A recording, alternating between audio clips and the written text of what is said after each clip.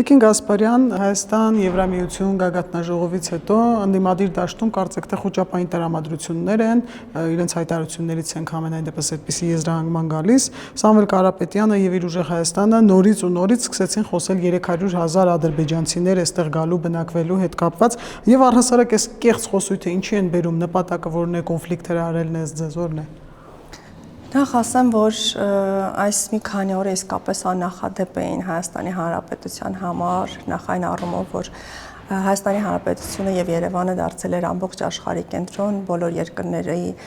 ուշադրությունը եւ նաեւ մամուլի ուշադրությունը Երևանն էր, որտեղ հավաքվել են եվրոպական համայնքի գրեթե 50 երկրների բարձրաստիճան պաշտոնյաներ եւ մի շարք կարեւոր ռազմավարական նշանակության փաստաթղթեր ստորագրվեցին եւ նաեւ դրան հաջորդեց Հայաստան Եվրոպական միություն առաջին անդրանիկ գագաթնաժողովը, այնուհետև տեղի ունեցավ Ֆրանսիայի նախագահ Էմանուել Մակրոնի պետական այցը, որը եւ այս ամբողջը բնականաբար խոսում է նրա մասին, որ Հայաստանի դերը եւ կշիռը աշխարհում իհարկե բարձրանում է եւ զարմանալի չէ մեր ընդդիմադիր դաշտի այս կարելի է ասել վայնասունը, որովհետև ցանկացած լավ բան, որը տեղի է ունենում Հայաստանի Հանրապետության շուրջ եւ Հայաստանի Հանրապետությունում, դա շատ ավելի ծանր են տանում եւ այս 300,000 ադրբեջանցիների խոսույթը իրականում անգամ ադրբեջանական կողմն է հերքում տարածել, սակայն մեր ընդդիմադիր դաշտը ակտիվանում է ու սկսում է նման կեղծ թեզեր շպրտել լրատվական դաշտ, մենք կարող ենք վստահաբար ասել, որ եւս մեկ դրական առաջընթաց ունենք մեր քաղաքական դաշտում, այնպես որ հանգիստ լինենք եւ շարժվենք առաջ։ Մի զավեշտալի այսպեսի հայտարարություններ են անում, այդ վիլայեթացումից են խոսում Հայաստանի, բայց չենք նկատում, թե ինչպես են իրենց հայտարարություններում դեպի գուբերնիացում գնում եւ որն է, հա, այս ամեն ինչի միտքը ըստ։ Ես կարող եմ ասել, որ Հայաստանի Հանրապետությունը ոչ այն կողմ է, ոչ այն կողմ ենք գնում ենք մեր ինքնիշխանությունը ամրապնդելու եւ արդեն իսկ հաստատված խաղաղության նկատմամբ հոգ տանելու ուղղությամբ, խաղաղությունը ավելի հաստատելու ուղղությամբ եւ որևէ նման կեղծ թեզ չունի աղերս եւ ես կարծում եմ, որ ընդհանրապես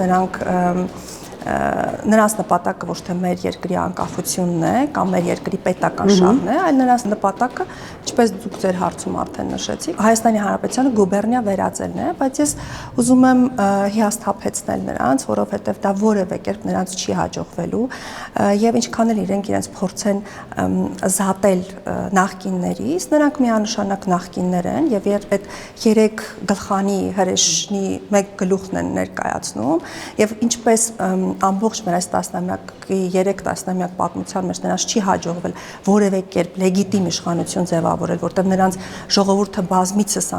ամեն անգամ մերժել է, իսկ նրանք կեղծել ընտրությունները կեղծելով են եկել իշխանության եւ արդեն իսկ հաստատված ժողովրդավարական կարգերում, երբ ընտրությունները թափանցիկ եւ ազատ են, նրանք որևէ շանս չունեն գալու իշխանության, նույնիսկ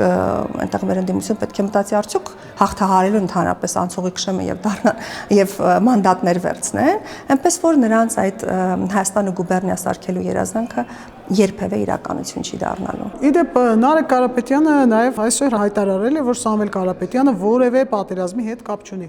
Ես ուզում եմ հասկանալ, իսկ ով էր մեղադրում նրան որևէ պատերազմի հետ կապ ունենալու մեջ։ Զարմանալի չէ։ Հետաքրքիր է, որ Նարեկ Կարապետյանը երևի մոռացել է, որ 44-օրյա այդ սարսափելի պատերազմի օրերին իր հորեղբայրն էր, որը կոչ էր անում կողմերին, այդ դեպքում Հայաստանին եւ Ադրբեջանին դադարեցնել պատերազմը, փաստացի հավասարության նշան դնելով երկու պետությունների միջև։ Նրանց խոսքերին որևէ կերպ չեն կարող հավատալ, որովհետև նրանք կեղծ են ամեն ինչում։ Նրանք անգամ իր հորեղբայրն էր, չէ, ամեն ինչը ինչ հայտարարություն անում էր արհեստական բանականությամբ էր այդ հայտարարությունները դրվում եթեր, եւ նաեւ ասեմ անգամ իրենց այդ մոնտաժված տարբերակները, որոնք ներկայացնում են քաղաքացիների հետ հանդիպումների, անգամ դրանք են կեղծ, որովհետև ինձ մի միջադեպ եմ պատմել Արտաշատից, որը արտաշատում է տեղի ունեցել, այնտեղ միջոցառում է իրենցից զատ, իրենց հետ ընդհանրապես կապ չունեցող բարի ներկայացում է եղել երեխաները այնտեղ բան են ներկայացրել հրապարակում ծնողներն են դիտել եւ այնպես են ներկայացրել իրենց այդ միջոցառման վիդեոյում այնպես է ներկայացել, կարծես թե այդ համերգը հատուկ իրենց համար էր արված, այնինչ իրականությունն այն է, որ այնտեղ դադարեցվել է պարը, երեխաները խառնվել են իրար, ծնողներն են դժգոհել, որ եկել եք մեր պարը, խանգարում եք, հələ մի բան էլ ուզում եք մեզ ընդգրկել ձեր նախընտրական արշավի մեջ եւ թույլ չեն տվել իրենց որևէ կերպ նկարահանել, այսինքն նրանց ամեն ինչը հիմնված է կեղծ թեզերի, կեղծ մոնտաժ արած վիդեոների վրա, ցելի քաղաքացիներ չհավատակ նույնիսկ այն ամենին, ինչ ցուցադրվում է նրանց մոնտաժված վիդեոներում։ Եվ կխնդրեմ ամփոփենք Մակրոնի այցը, հա, թե Երևանում, թե Գյումրիում շատ ջերմ ընդունեցին նրան եւ նույնիսկ տեսանք նա հայերեն գրառումներ էր անում ընդհանուր տպավորությունների մասին։ Ընդհանուր տպավորությունները շատ հիասքանչ չեն, եւս կարող եմ ասել, որ սա եւս մեկ անգամ եկավ ապացուցելու այն փաստը, որ մենք բազմիցս նշում ենք, որ մեր եւ Հայաստանի եւ Ֆրանսիայի միջև հարաբերությունները առանձնաշնորհյալ են եւ այս նաեւ այն, որ իսկապես Ֆրանսիայի նախագահ Էմանուել Մակրոնը մեծ ժողովրդավարություն է վայելում մեր հայերի շրջանում։ Խոսենք Մակրոնի հայտարարությունների մասին, բավականին ուշագրավ հայտարարություններ է արել, որ Հարավային Կովկասը չպետք է լինի կայսրությունների մրցակցության վայր եւ նաեւ հիշեցրել, որ 2018-ից Հայաստանն անցել է նշանակալի ճանապարհ եւ վճռականորեն շարժվում է դեպի Եվրոպա։ Ես կխնդրեմ սա մեկնաբանեք։ Այո, ես ասեմ, որ ցանկացած ընդհանրապես բոլոր ներկայացուցիչները տարբեր թեմաներից կարող են խոսել այստեղ եւ յուրաքանչյուրը նաեւ կարող է խոսել իրեն հետաքրքրող թեմաների շուրջ, իրեն շահերից բխող թեմաների շուրջ։ Ես կարծում եմ, որ շատ կարեւոր է այստեղ կենտրոնանալ հենց այն փաստի վրա, որ իսկապես մեզ սա բարձր կարգի միջոցառում էր Հայաստանի Հանրապետության համար, որտեղ եւս մեկ անգամ ընդգծվեց Հայաստանի դերը եվրոպական համայնքի համար եւ նաեւ այն փաստը, որ խաղաղությունը արդեն հաստատված է եւ մեր բոլոր գործողությունները միտված են լինելու այդ խաղաղությունը ավելի երկարաժամկետ եւ հաստատուն դարձնելու ուղղությամբ։ Մեկ այլ հայտարարություն Մակրոնից նա խոսեց, որ պետք է մեծացնել ներդրումները, մեծացնել գործընկերությունը պաշտպանության ոլորտում եւ վիզաների ազատականացումը ԵՄ-ի հետ եւ մերձեցնել մեր երկրները եւ արդեն ամենատարբեր համաձայնագրեր, նաեւ հուշագրեր ստորագրվեցին, հռչակագիր նույնիսկ ստորագրվեց։ Մինչդեռ տեսնում ենք, օրինակ մեջբերեմ Էդուարդ Շարմազանովի երեկվա հայտարարությունը, որ ասում է մեր երկիրը գնում է ոչ թե դեպի Եվրոպա, այլ գնում է դեպի Անկարա, նույնիսկ Մակրոնը մեզ չի հրավիրել Եվրոպա, երբ որ Էմանուել Մակրոնը ուղիղ ասաց, որ Հայաստանը եվրոպական ընտանիքի անդամ է։ Ես կարող եմ ասել, որ սա իրենց երազանքն է եղել եւ որը երբեք չի իրականացել, ոչ միայն Շարմազանովի ուժի ՀՀԿ-ի, այլ նաև հիմա էլ տեսնում ենք, եթե չեմ սխալվում, Քոչարյանի ուժն է ներկայացել վիզաների ազատականացման, այսպես իրենց նախընտրական ծրագրում դա ընդգրկել են, բայց ես ուզում եմ մի հարցալ, ինչպես է Եվրոպական միությունը նրանց ընդունելու, երբ իրենք մշտապես կեղծել են ընտրությունները, երբ օրինակ Քոչարյանի, հատկապես Քոչարյանի կառավարման տարիներին քաղաքական այդքան սպանություններ են տեղի ունեցել եւ ժողովրդավարության հետ որևէ աղերս չուներ նրանց վարած քաղաքականությունը եւ ինչպես կարող են նրանք ընդհանրապես խոսել եւ վիզաների ազատականացման նույնիսկ գործընթացի մեկնարկի մասին։ Դա իրենց երազանքն է, չկատարված երազանքը, որը այդպես էլ իրենց ուժի կողմից չի լինելու։ Մենք արդեն բավականին լավ ակտիվ փուլ ենք մտել եւ ես կարծում եմ, որ վիզաների ազատականացումը սարերի ետևում չէ։ Եվ նայեք, թե ուժեղ Հայաստանի ներկայացուցիչները, հենց նույն Սամվել Կարապետյանը, Քոչարյանը, իր թիմակիցները, այնպես են խոսում, կարծեք թե հենց նույն լավ Քոչարյանին ավելի շատ անդրադառնանք, 10 տարի ինքը չի ղեկավարել այս երկիրը եւ մենք բոլորս չենք տեսել, թե ինչպիսի իրավիճակ է տիրել Հայաստանում։ Այսինքն հիմա կարելի է, ինձ թվում է ժողովուրդը մոռացել է եւ սրբի դիմակ հակնել գալ ու փորձել ներկայացնել այս իշխանության ամենավատ տեսքով։ Չգիտեմ, ես նույնիսկ մեկ-մեկ մտածում եմ, տեսնես իրենք իսկապես ինչպես ցույց են տալի, չեն շփվում են ժողովրդի հետ, թե չեն շփվում։ Ժողովուրդը ընդհանրապես եղել է, երբ այս 2 ամիսը վարչապետի հետ էլ նաև մինչև այդ էլ ենք շփվել նաև վարչապետի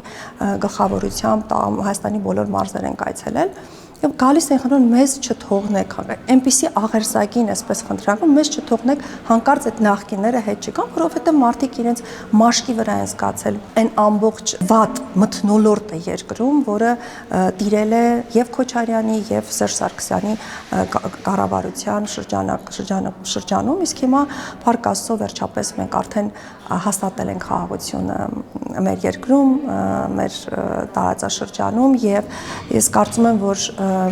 սա նոր դարաշրջան է, տնտեսապես զարգացման նոր դարաշրջան է։ Ես անկեղծ ասեմ, ես առաջին անգամ այս վերջին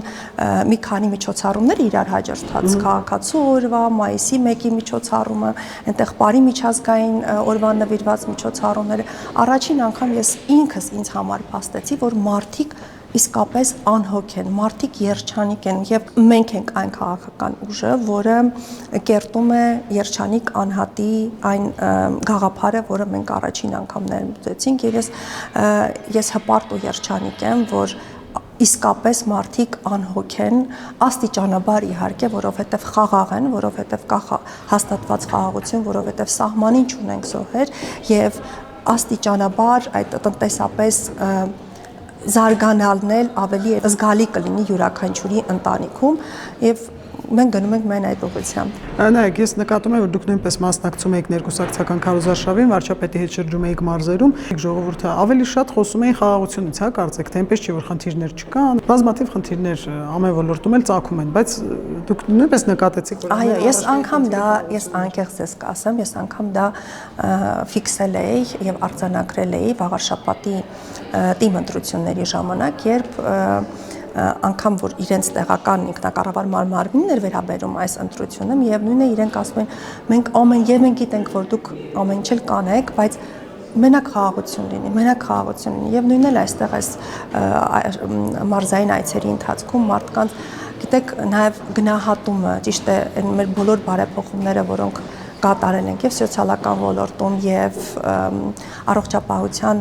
համընդհանուր ապահովագրության հետ կապված շատ շնորհակալ էին մարդիկ մշտապես դրանք ֆիքսում էին, շնորհակալ էին լինում, սակայն հաջորդ խոսքը պարտադիր խոսում էին խաղաղության մասին եւ այո, խաղաղությունը իսկապես ամենաբարձր արժեքն է, որոնք մեր քաղաքացիները գնահատում են եւ հետաքրքիր է, որ իրենք խաղաղությունը կապում են միայն մեր ուժի հետ եւ միայն մեզ հետ են տեսնում այս խաղաղությունը իր վերջնակետին, խաղաղության պայմանագիրը իր վերջնակետին